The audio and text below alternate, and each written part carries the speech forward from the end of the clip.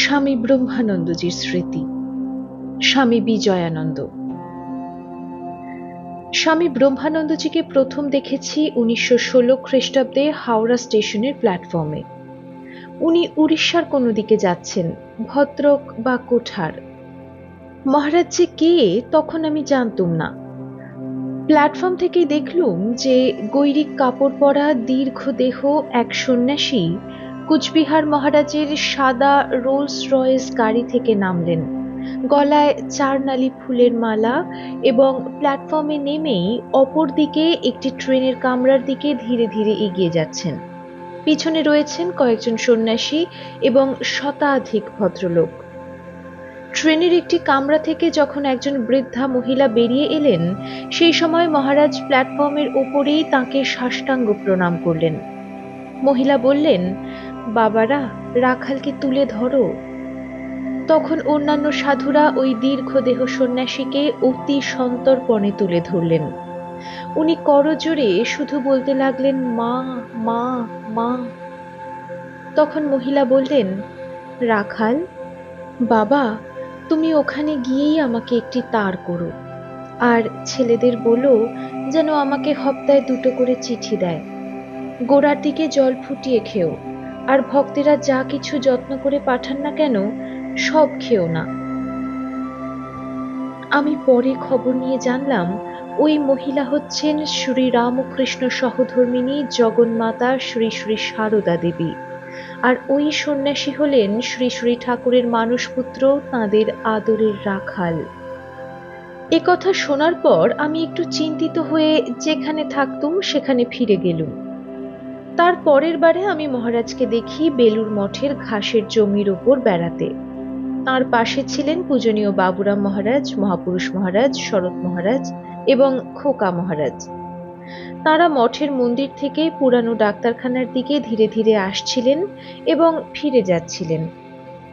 এর পূর্বে এবং পরে মহারাজের হাঁটার মতো ভঙ্গি, যা আমার কাছে অপূর্ব মনে হয়েছিল, তা আর কারোরই কখনো দেখিনি। তৃতীয়বার দেখি 1920 খ্রিস্টাব্দের জানুয়ারি মাসে।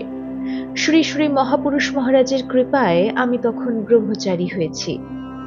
মহারাজ শ্রী শ্রী স্বামীজির তিথি পূজার পর ভুবনেশ্বর থেকে এলেন।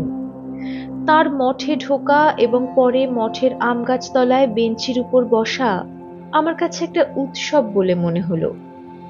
একের পর এক সন্ন্যাসী ও ব্রহ্মচারীরা তাকে প্রণাম করার পর আমি সর্বশেষে যখন তাকে প্রণাম করলুম, তখন পূজনীয় মহাপুরুষ মহারাজ বললেন, রাজা, এই ছেলেটিরই নাম পশুপতি। তোমাকে এর বিষয়ে চিঠিতে আগে লিখেছি, এ আগে তোমাকে দেখেছে। পূজনীয় মহারাজ বললেন, তুই বুঝি আগে আরো মোটা ছিলি? আমি জবাবে বললুম, না মহারাজ, ঠিক উল্টো, আপনি আরো মোটা ছিলেন। মহারাজ হাসতে আরম্ভ করলেন। সেই দিন থেকেই আমার ভয় চিরকালের জন্য চলে গেল। তিনি রামকৃষ্ণ মঠ ও মিশনের রাজা, সংঘাধ্যক্ষ। সকলেই তাকে পরম শ্রদ্ধার চোখে দেখতেন, কিন্তু আমার কাছে তিনি ছিলেন আমার প্রিয়তম। তার কাছে আমি পরে অনেক দুষ্টুমি করেছি, যেমন ছোট ছেলে বাবার কাছে করে থাকে। আমার নিজের অভিজ্ঞতায় মহারাজ ছিলেন দয়ার সাগর। একটা ছাড়া সব ভুলই তিনি ক্ষমা করতেন। তিনি মিথ্যে কথা একেবারেই পছন্দ করতেন না। বলতেন, ভয় পেয়ে মিথ্যে বলা হয়তো ক্ষমা করা যেতে পারে, কিন্তু জ্ঞানত যে মিথ্যা বলে সে ভগবানের কাছ থেকে সরে গেছে। আমি বিশেষ পুঙ্খানুপুঙ্খ রূপে তাঁর কার্যপ্রণালী দেখতুম। দেখেছি তিনি যে কাজই যখন করতেন সবটাই অতি সুন্দরভাবে করতেন। একদিন তাকে জিজ্ঞেস করেছিলাম, মহারাজ, আপনি সামান্য সামান্য বিষয়ে এত মন দেন কেন? উত্তরে মহারাজ বললেন, বাবা, তোরা জীবনে যাকে সামান্য বলিস তাকে বড় করে ভাবতে শেখানোর জন্য ঠাকুর আমাকে এই দেহে রেখেছেন। ঠিক এই সময়েই তিনি আমাকে ইংরেজি করে বলেন, patience with limit is intolerance. সীমিত ধৈর্য অধৈর্যেরই সমান। তারপর আমাকে বললেন, দেখ বাবা, তোকে বক্তৃতা এবং রিলিফের কাজে যেতে হয়। কাউকে কখনো কোনো জিনিস দিয়ে অপমান করিস না। হেলায় কাউকে কিছু দিবি না। পূজায় অঞ্জলি দেবার মতো দিবি। মহারাজ অঞ্জলি দেবার মতো দেখিয়ে দিলেন। তাতে ফল কি হবে জানিস? তোরও চিত্তশুদ্ধি হবে, আর যে নেবে তারও মনে লাগবে না। আনন্দ করে ফষ্টি নষ্টি করে মহারাজ আমাদের অনেক কিছু উপদেশ দিয়েছিলেন। তার বেশিরভাগই হলো ব্যক্তিগত। তিনি মনের কথা বুঝতে পারতেন। মহারাজের শিক্ষা, গুরুর আদেশ অক্ষরে অক্ষরে পালন করবে। মঠের গিরিশ মেমোরিয়ালের দক্ষিণের বারান্দার ধারে মহারাজ একটি ম্যাগনোলিয়া গাছ পুঁতেছিলেন। একদিন আমাকে বললেন, বাবা, সূর্যোদয়ের পূর্বে এবং সূর্যাস্তের পরে 2 বালতি করে জল এই গাছটায় দিস। আমি সেইভাবেই দিতুম। একদিন তাঁরই আদেশে কলকাতায় বক্তৃতা দিতে আসি এবং ফিরতে রাত্রি হয়ে যায়। ফিরে এসেই গাছটিতে 2 বালতি জল দিই। পরদিন সকালে মহারাজ এসে আমাকে জিজ্ঞেস করলেন গাছে ঠিক মতো জল পড়েছে কিনা, এবং নিজে গিয়ে দেখলেন যে ঠিক সময়ে জল দেওয়া হয়নি। তখন কিছু বিরক্ত হয়ে আমাকে বললেন, বাবা, আমি তোর গুরু, তোকে একটা অনুরোধ করলাম, সেটাও পালন করলি না। তোর ব্রত নষ্ট হয়েছে। আমি কাঁদতে কাঁদতে তাকে বললুম, মহারাজ, আপনিই তো আমাকে কলকাতা পাঠিয়ে দিলেন। আমার রাত্রে আসতে দেরি হলো, আমার অন্যায়টা কোথায়? মহারাজ তাঁর গাম্ভীর্য রক্ষা করে আমায় বললেন, কাউকে বলে গেলি না কেন? এরপর তাঁর যে কোনো আদেশই হোক না কেন, অক্ষরে অক্ষরে পালন করেছি।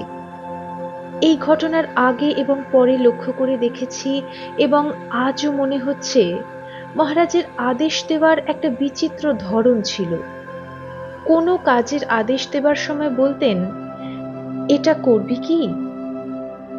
দীর্ঘ 43 বৎসর পরে মনে হয় তিনি এমন মিষ্টিভাবে কথা বলে আমাদের মন গলিয়ে দিতেন যে তারপর তাঁর আদেশ পালন করতে কোনো কষ্ট বা চিন্তা হতো না। মহারাজের মতো ভালোবাসা অন্য কোনো মানুষের মধ্যে জীবনে আর দেখিনি। তিনি ভালোবাসার জমাট মূর্তি ছিলেন। এখন মনে হয় তিনি ভালোবাসা ছাড়া আর কিছুই জানতেন না। এই ভালোবাসার শেষ স্তর হচ্ছে অহেতুকী কৃপা, আর অন্য দিক দিয়ে দেখতে গেলে এইটিই হচ্ছে প্রেম। মহারাজ জগতের কাছে পরিচিত শ্রী শ্রী ঠাকুরের মানসপুত্র বলে। তিনি আমার কাছে ছিলেন আমার আশ্রয়দাতা, আমার বাবা, বন্ধু এবং আমার উপদেষ্টা গুরুদেব। কত কিছু আবদার করেছি। আমাকে খুব কম সময়েই ধমকেছেন। তার ধমকানির ভেতরও ছিল আমাদের পরম কল্যাণের চেষ্টা। উদ্বোধন, 70 বর্ষ, নবম সংখ্যা। রাজা মহারাজের স্মৃতিকথা। স্বামী পূর্ণানন্দ। সে 1921 সালের কথা। তখনও মঠে যোগদান করিনি, পাঠ্যাবস্থা। সুদূর মফস্বল শহর থেকে কলকাতা এসেছি। আসবার পূর্বে পূজ্যপাদ স্বামী আত্মানন্দজি শুকুল মহারাজ সস্নেহ নির্দেশ দিয়েছেন মঠে রাজা মহারাজকে দেখে আসতে। সেই নির্দেশ আমার নিকট আদেশের মতো। সুতরাং সম্পূর্ণ অপরিচিত হয়েও বেলুড় মঠের দিকে রওনা হলাম। মধ্যাহ্নকাল। কুঠিঘাটে নেমেছি, ওপারে বেলুড় মঠ। কি আগ্রহ, কি ঔৎসুক্য নিয়েই না সেদিন মঠের দিকে অনিমেষ নয়নে তাকিয়েছিলাম। কত শ্রদ্ধা, কত ভালোবাসা, কত কল্পনা। যথাসময়ে অপর পার থেকে খেয়া নৌকা এসে গেল। নৌকাতে বসে বারবার মনে হতে লাগলো, এই সেই মঠ যেখানে শ্রী শ্রী ঠাকুর সদা বিদ্যমান। ঠাকুর স্বামীজিকে বলেছিলেন, তুই আমাকে কাঁধে করে নিয়ে যেখানে রাখবি আমি সেখানেই থাকব। আর স্বামীজিও আত্মারামের কৌটা কাঁধে করে এনে এখানে বসিয়েছেন। মনে হলো অল্পক্ষণের মধ্যেই শ্রী শ্রী ঠাকুরের লীলা সহচর ও আদরের মানসপুত্র রাখাল, স্বামীজির রাজা, ভক্তের মহারাজ পূজ্যপাদ স্বামী ব্রহ্মানন্দকে দর্শন করব। সেই বিখ্যাত কথাটি মনে পড়ল, যে আমার পুত্রকে দেখেছে সে আমাকেই দেখেছে। পুরাতন ঠাকুর ঘরে প্রণামাদি সেরে স্বামী ত্যাগীশ্বরানন্দজির সাহায্যে মঠবাড়ির দ্বিতলায় উঠে এলাম। ত্যাগীশ্বরানন্দজি তখন ব্রহ্মচারী ত্যাগ চৈতন্য। গঙ্গার দিকে বারান্দায় দক্ষিণাস্য হয়ে মহারাজ একখানি আরাম কেদারায় বসেছেন। দুই দিকে সুদর্শন সেবকদ্বয়, গায়ে গলা কাটা পাঞ্জাবি, অতি মৃদু স্বরে কথা বলছেন। অনিমেষ নয়নে চেয়ে আছি এই শ্রী শ্রী ঠাকুরের মানসপুত্র। স্বামী বিবেকানন্দকে দর্শন করবার সৌভাগ্য হয়নি। শুনেছি সেই সিংহগ্রীব পুরুষ সিংহ মুহূর্তের মধ্যে তার ব্যক্তিত্বের প্রভাবে মানুষের হৃদয় জয় করতে পারতেন। রাজা মহারাজকে দর্শন করেও মনে হয়েছিল কি বিরাট ব্যক্তিত্ব, যেন হিমালয়ের তুঙ্গতা এবং বিশালত্ব তার মধ্যে বিধৃত। স্বামীজি বলেছিলেন রাজা একটা দেশ শাসন করতে পারে। মহারাজকে দেখে স্বামীজির উক্তির তাৎপর্য উপলব্ধি করলাম। বারান্দায় অনেক ভক্ত বসেছিলেন। মহারাজের সান্নিধ্যে সকলেই পুলকিত, পরিতৃপ্ত। দেব দর্শনের আনন্দ অনুভব করছেন সবাই। অনেক রকম কথাই হচ্ছিল। মহারাজও মাঝে মাঝে কথায় যোগ দিচ্ছিলেন, কিন্তু মনে হচ্ছিল তার মন যেন কথার মধ্যে নেই। এই জাগতিক পারিপার্শ্বিক বিস্তৃত হয়ে যেন কোন অসীম অনন্ত আনন্দ লোকে বিচরণ করছে। মধ্যে মধ্যে গড়গড়ায় তামাক টানছেন, কিন্তু প্রশান্ত মুখমণ্ডলে এক দিব্য জ্যোতি। একজন বিশিষ্ট ব্যক্তি ঠিকই বলেছিলেন, সন্ন্যাসী দেখবি তো স্বামী ব্রহ্মানন্দকে দেখে আয়। প্রতীক্ষা শেষ হলো, সময় হয়েছে। ধীর পদক্ষেপে সামনে এগিয়ে গিয়ে তাঁর চরণে লুটিয়ে পড়লাম। অতি সুমধুর কণ্ঠে তিনি জিজ্ঞাসা করলেন, কোত্থেকে আসছো? উত্তর দিলাম। বললেন, কোনো বাড়িতে গেলে বাড়ির যিনি বড় তাঁর সঙ্গে প্রথমে দেখা করতে হয়। মহাপুরুষ মহারাজ আমাদের দাদা, তাঁর সঙ্গে দেখা করেছ? ত্রুটির কথা স্বীকার করলাম। বললেন, যাও দেখা করো। এমনভাবে কথা কয়টি বললেন যে আজ জীবন সান্নিধ্যে উপস্থিত হয়েও সেই মধুর কণ্ঠস্বর যেন শুনতে পাচ্ছি। সেই তেজোদৃপ্ত ভঙ্গি, সেই কমনীয় কান্তি আজও যেন চোখের সামনে উজ্জ্বল হয়ে আছে। উত্তরকালে শ্রী শ্রী মহাপুরুষ মহারাজের চরণই এ ক্ষুদ্র জীবনের সম্বল হবে, এ কি তারই ইঙ্গিত? অতিথি ভবনের নিম্নতল, যেখানে বর্তমান মঠাধ্যক্ষ বাস করেন, সেখানে মহাপুরুষ মহারাজ ছিলেন। গিয়ে প্রণাম করতেই জিজ্ঞাসা করলেন, রাজা মহারাজকে প্রণাম করেছি কিনা। আমার উত্তর শুনে বললেন, তবেই হয়েছে, আর কাউকে প্রণাম করতে হবে না। গুরু ভ্রাতাদের মধ্যে পরস্পরের প্রতি কি শ্রদ্ধা, কি ভালোবাসা! শ্রী শ্রী ঠাকুরের সন্তানেরা শ্রী শ্রী মহারাজকে এই দৃষ্টিতেই দেখতেন। স্বামীজি বলেছিলেন, আধ্যাত্মিকতায় রাখাল আমাদের মধ্যে শ্রেষ্ঠ। আবার ফিরে এসেছি গঙ্গার দিকে দ্বিতলের বারান্দায়। এবার মহারাজ যেন একটু সাধারণ ভূমিতে নেমে এসেছেন। একজন ভক্তকে বলছেন, আজ চচ্চড়ি বেড়ে হয়েছিল, খাবে একটু? সামনে উপস্থিত পূজনীয় কৃষ্ণলাল মহারাজকে বললেন ভক্তটিকে একটু চচ্চড়ি দিতে। তিনি উত্তরে বললেন, ভাত নেই। মহারাজ আনন্দের সঙ্গে বললেন, হলই বা। শেষ কথাটি হলই বা আজ প্রায় 50 বছর পরেও কানে বাজছে। কিছুক্ষণের মধ্যেই শ্রী শ্রী মহাপুরুষ মহারাজ কি একটা কাগজ নিয়ে সেখানে এলেন। পরম পূজ্যপাদ শ্রী শ্রী মহারাজ সম্বন্ধে একটি ঘটনা বহুদিন পূর্ব হতেই শুনে আসছি। কোথাও লিপিবদ্ধ হয়েছে কিনা জানি না, অন্তত দেখিনি। বেলুর মঠে দুর্গোৎসব হচ্ছে, নবমী পূজা। সংঘজননী পরমারাধ্যা শ্রী শ্রী মা মঠে আসবেন পূজা দর্শন করবার জন্য। ভোর হতেই মঠাধ্যক্ষ শ্রী শ্রী মহারাজ একেবারে বালক ভাব প্রাপ্ত হয়েছেন। দক্ষিণেশ্বরে পঞ্চবটী মূলে একদিন যেমন ভগবান শ্রী শ্রী রামকৃষ্ণদেবের সঙ্গে বালকভাবে রাখালরাজ লীলা করেছেন, অনেকটা সেই ভাব। মহারাজ ছিলেন গুরু গম্ভীর, অত্যন্ত রাশভারী লোক, কিন্তু আজ আর সেই ভাব নেই, একেবারে বালক। তাড়াতাড়ি ঈষদুষ্ণ গরম জলে স্নান সেরে একখানি মাদ্রাজি কাপড় পরেছেন, কোমরে জড়িয়েছেন একখানি সুন্দর মাদ্রাজি চাদর। নিজে সব তদারকি করছেন, কোথায় মঙ্গল ঘট বসানো হবে, কোথায় মাঙ্গলিক চিহ্ন দেওয়া হবে, আর মধ্যে মধ্যে মা মা বলছেন। একবার মঠের দক্ষিণের ফটকে যাচ্ছেন, আবার ফিরে আসছেন, ভাবে বিভোর, মুখে শুধু মা মা ধ্বনি। এদিকে মা আহিরিটোলার ঘাট থেকে স্টিমারে গঙ্গা পেরিয়ে শালকিয়ার ঘাটে এসেছেন এবং সদলবলে ঘোড়ার গাড়িতে বেলুড় মঠাভিমুখে রওনা হয়েছেন। শ্রী শ্রী মহারাজের নির্দেশে সাইকেলের ডাক বসানো হয়েছে। একজন করে সংবাদ নিয়ে আসছে গাড়ি কত দূর এলো। সবাই ব্যস্ত সন্ত্রস্ত, দেবী অভ্যর্থনার আয়োজনে কোথাও যেন ত্রুটি না থেকে যায়। অবশেষে গাড়ি এসে দাঁড়ালো মঠের দক্ষিণ ফটকে। শ্রী শ্রী মহারাজ নিজে অগ্রগামী হয়ে গাড়ি নিয়ে এসে মঠ প্রাঙ্গণে উপস্থিত। শ্রী শ্রী মাতা ঠাকুরানী প্রতিমা দর্শন করবার পর প্রথমে মহারাজ, পরে অন্যান্য সকলে শ্রী শ্রী মাকে প্রণাম করলেন।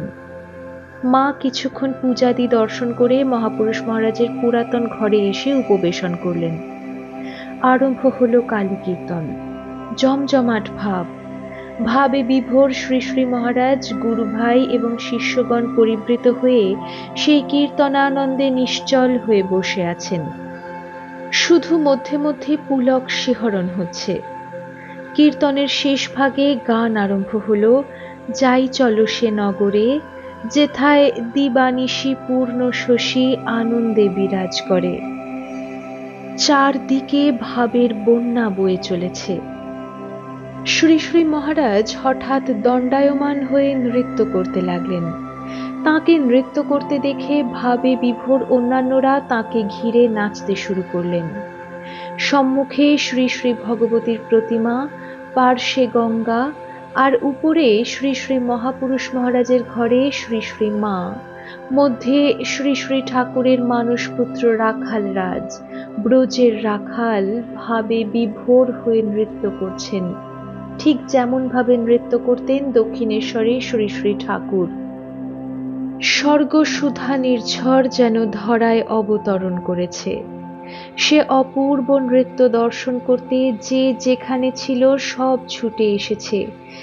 যে পারে নৃত্যে যোগদান করছে, যে পারে না দূরে দাঁড়িয়ে উপভোগ করছে। বহুক্ষণ এভাবে অতিবাহিত হবার পর একজন গুরু ভাই মহারাজকে ধরে ফেললেন। তিনি জানতেন শ্রী শ্রী ঠাকুর বলেছিলেন, রাখাল যদি ভাবমুখে জানতে পারে সে কে, তবে এ শরীর সে ত্যাগ করবে। তাই এই ব্রহ্মজ্ঞ পুরুষ ভাব ও বিহ্বল হলেই অন্যান্য গুরু ভাইরা তাকে সাধারণ জগতে ফিরিয়ে নিয়ে আসতে চেষ্টা করতেন। মহারাজকে নিয়ে আসা হলো মঠ বাড়ির সিঁড়ির বাম দিকে ছোট ঘরটিতে। তার প্রিয় তামাক দেওয়া হলো, পুড়ে ছাই হলো। মহারাজ নল মুখেও দিলেন না। শিহরণ, কম্পন প্রভৃতি সাত্ত্বিক বিকার শরীরে বর্তমান। চারিদিকে লোকের ভিড়, মুখে কথা নেই, শুধু মধ্যে মধ্যে কাতর কণ্ঠে মা মা রব। ওই অবস্থায় কিছুক্ষণ অতিবাহিত হবার পর শ্রী শ্রী মাকে পাশের বাড়িতে সংবাদ দেওয়া হলো। মা কিছুক্ষণের মধ্যে হাতে একটি ছোট রেকাবিতে কয়েকটি সন্দেশ নিয়ে উপস্থিত হলেন এবং আদর করে সন্তানকে বললেন, রাখাল, খাও বাবা। মাকে দেখে মহারাজ বালকের মতো হাউ হাউ করে কেঁদে উঠলেন। মায়ের চোখেও জল। সে এক স্বর্গীয় দৃশ্য। মা নিজে একটু মিষ্টি মুখে দিয়ে আদরের সন্তানকে প্রসাদ দিলেন এবং উপস্থিত সেবকদের সত্বর মহারাজকে কলকাতায় বলরাম মন্দিরে নিয়ে যেতে আদেশ দিলেন। আদেশ তৎক্ষণাৎ প্রতিপালিত হল। কিছুদিন পরে মাকে জিজ্ঞাসা করা হয়েছিল, মহারাজ তো ভাব চেপে রাখতে পারেন, কখনো বহিঃপ্রকাশ হতে দেন না। তবে সেদিন কেন এত অভিভূত হয়ে পড়েছিলেন? স্নেহময়ী জননী অশ্রুনয়নে বললেন, আমি যখন উপরে বসেছিলুম দেখলুম ঠাকুর দক্ষিণেশ্বরে যেমন রাখালের হাত ধরে কীর্তনে নাচতেন, তেমনি করে একবার সম্মুখে একবার পশ্চাতে চেয়ে নৃত্য করছেন। তখনই বুঝেছিলুম রাখাল বহুদিন পরে শ্রী শ্রী ঠাকুরের সঙ্গে এইভাবে নৃত্য করে তাঁর অদর্শনের বিরহ সহ্য করতে পারবে না। এই বিরহ যন্ত্রণা তার পক্ষে অসহ্য হবে। তাই হয়েছিল। তাই তাকে রজগুণ প্রধান কলকাতায় নিয়ে যেতে বলেছিলুম। কীর্তন গানের একটি লাইন মনে পড়ল, যাকে দেখলে পরাণ নেচে ওঠে, হরিনাম আপনি ফোটে, এমন মনের মানুষ মিলে কই।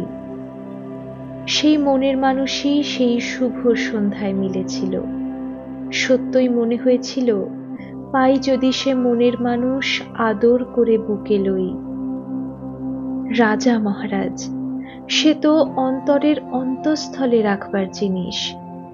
একটি দিন মাত্র তাঁকে দেখেছি, তাঁর অমৃতময়ী বাণী শুনেছি। আজ প্রায় অর্ধ শতাব্দী অতীত হবার পর সেই দিনটি আজও আমার জীবনে চিরস্মরণীয়, চিরবরণীয়। মনে হয় আবার যদি সেই দিনটি ফিরে আসে। উদ্বোধন ৭২ বর্ষ, নবম সংখ্যা।